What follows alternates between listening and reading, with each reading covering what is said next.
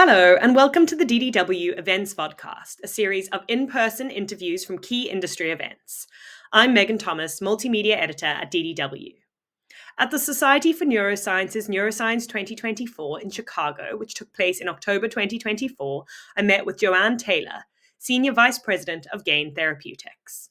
I'm Joanne Taylor, and I'm the Senior Vice President of Research at Gain Therapeutics. Our lead compound, which is 22GT2287, is an allosteric GCase modulator. So GCase is a lysosomal enzyme, and there are a lot of mutations. And when you have a homozygous mutation, it causes childhood illness Gaucher. And if you have a heterozygous mutation in GBA1, which is the gene that encodes GCase, you're at higher risk of getting Parkinson's disease. And depending on the population, around 10% of people with Parkinson's disease carry one of these GBA1 mutations. So in our kind of virtual computerized drug discovery platform, we discovered an allosteric site away from the active site on this enzyme, which had never been discovered before. And then we virtually screened, millions of compounds to find leads for this program. And then eventually, after lots of medchem, we got GT2287. So we have done really a lot of experiments with this molecule, both in vitro and in vivo, in cells and in cell-free and cells, and in animal models of Parkinson's disease. And we are currently developing the compound for GBA1 Parkinson's disease, the one that I just described. But it seems that the molecule works on wild-type GCase as well, so it should work in idiopathic Parkinson's disease where people haven't got a GCase mutation. And it has been shown that even in Parkinson's patients who don't have a GBA1 mutation, they have a lower level of GCase. So it seems that increasing the activity of GCase in the cell would be beneficial. So why I'm here at Neuroscience is we came to present 3 posters. And for me, the most exciting one, they're all very exciting, but for me, the most exciting one is that we were able to show in these animal models of Parkinson's disease, both GBA1 Parkinson's disease and idiopathic Parkinson's disease, that we could treat the behavioral deficits that we see in our animal models, even when we give the compound in a delayed fashion, so like in a therapeutic paradigm. And and then we also saw later on, when we withdrew the compound, that the effect was maintained. So this was a demonstration of a disease modifying effect. So we were very excited about that. So we presented that, and we also presented the effect of the compound on mitochondrial health, because GCase is a lysosomal enzyme, but there's crosstalk between mitochondria and lysosomes. And also it's been shown recently, not by us, by other groups, that GCase is also important for maintaining the mitochondrial complex 1. So we have data both in cells and in animal models that the compound can rescue deficits, if you like, in mitochondrial health that we could show in our model. We show in our models, and this kind of completes the picture in a way, because we've shown effects on endoplasmic reticulum stress and alpha-synuclein aggregation and dopaminergic neuronal death, neurodegeneration as measured by neurofilament light chain in the plasma. So also being able to show effects on mitochondria encourages us to believe that we're acting in the entire disease cascade. And then the third poster that we presented was in collaboration with a group in in Switzerland. So we have offices in Switzerland as well as in Barcelona and in Baltimore. And we showed in collaboration with this group where they have a cell-based model where they're overexpressing tau protein, which usually is, it's more abundant in neurons and it's important in Alzheimer's disease. They showed in this model when they could overexpress tau, when they put tau seeds into these cells from Alzheimer's disease brain, they got an accumulation of tau puncta, so like lysosomal tau.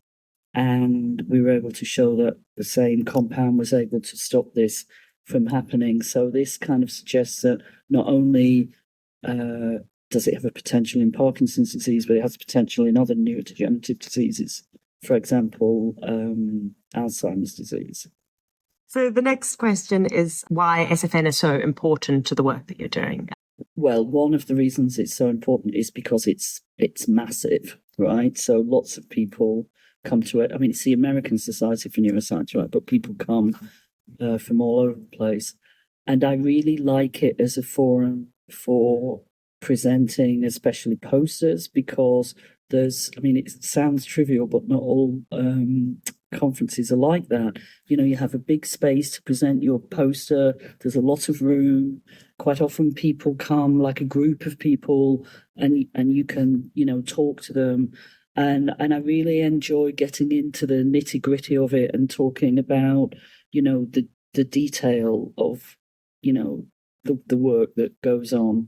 And, you could, as a poster presenter, you can get a lot of really good suggestions for your work, and you can get a lot of really good questions, which, makes you think about what you're doing. And then also as a poster viewer, it's the same thing. You can learn what other people are doing. You can maybe help them, or have a very productive conversation about what they're doing that's better or worse, and vice versa. So I find that very useful. And also, if you want to pick up on areas that you're not very expert on, there's such a range of topics all within neuroscience. You can just go and sit in a session and feel like, okay, I'm pretty up to date with that now, because they have, some really high quality speakers who are at the top of the game. So, you know that you've got the right story, Yeah, if absolutely. you're interested in a particular field, which isn't really your field. Mm-hmm. And so this might be a tricky question then, but is there some other research that you've engaged with in this trip here that you found particularly helpful or just interesting? So I went to a session on extracellular vesicles, which seem to be very, very important, and nobody really knows exactly what they do. And they seem to be important for communication between neurons and glia, astrocytes, and microglia, kind of two ways. And they carry cargo. And I was aware of them already because they are a way of measuring things which are released from neurons or glia or whatever. But I didn't really understand the extent of the research in this field, and how new it is, and how little is understood about it. And it's almost like, we know about neurotransmitters and neuropeptides and all this, kind of communication, but these EVs, I think they're really important, and very, very little is known about them. I think they've been studied quite a bit in disease states, but what they do, like normally, I got the impression that, very little is known about this. Mm-hmm. So I thought that was really fascinating. And then, of course, there's a lot of people talking about kind of brain-machine interface. Yes. And also there was a very interesting talk, although it was more of a philosophical talk, really, on artificial intelligence and can it learn and can it remember, and, all of that. All the good questions. Yeah. Great. And so then just a final question for me, which is some key developments or breakthroughs that you hope to see in the field over the next 5 years.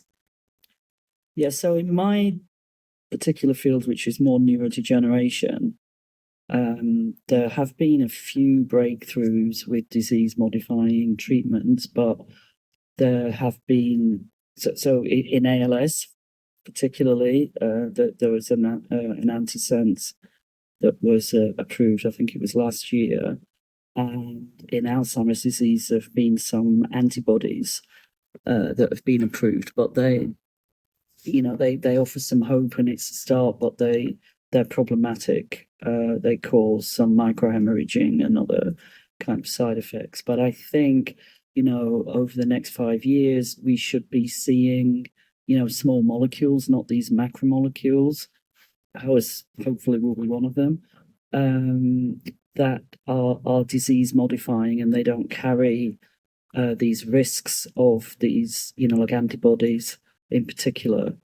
And of course, then there's, cheaper cost of goods and just much easier to take. You can take it at home. You don't have to go in for an infusion and things like that. So I think, stopping the progression of neurodegenerative disease with more, compounds that we think more of as drugs, like small molecules, and also, so stopping the progression, but then also eventually preventing these diseases, like in cardiology or something, you take blood pressure, you measure cholesterol and things like that. So I think that we're going to get to the point where we can check if people have got alpha-synuclein, for example, in their cerebrospinal fluid, or maybe we can even check it in the blood. We can't really do that yet, and say, oh, you're at risk of developing Parkinson's disease. You need to take this this drug, and then you won't develop it. Like we try to lower people's blood pressure or lower their cholesterol. Yeah, great. Thank you so much. I mean, isn't it an exciting prospect? Yeah. No, I think it is a realistic goal. I mean, I have worked in the Alzheimer's field before, and I think we started in the 90s, and something's just been approved, recently. I mean, it was quite a long time ago. So, but I think now these things just become exponential. Yeah, absolutely. Once they start. Thank you, Joanne. That brings us to the end of this Meet the Researcher interview. If you enjoyed this video, please like and share it in your drug discovery community, and subscribe to DDW Today for more content like this. Thanks for listening.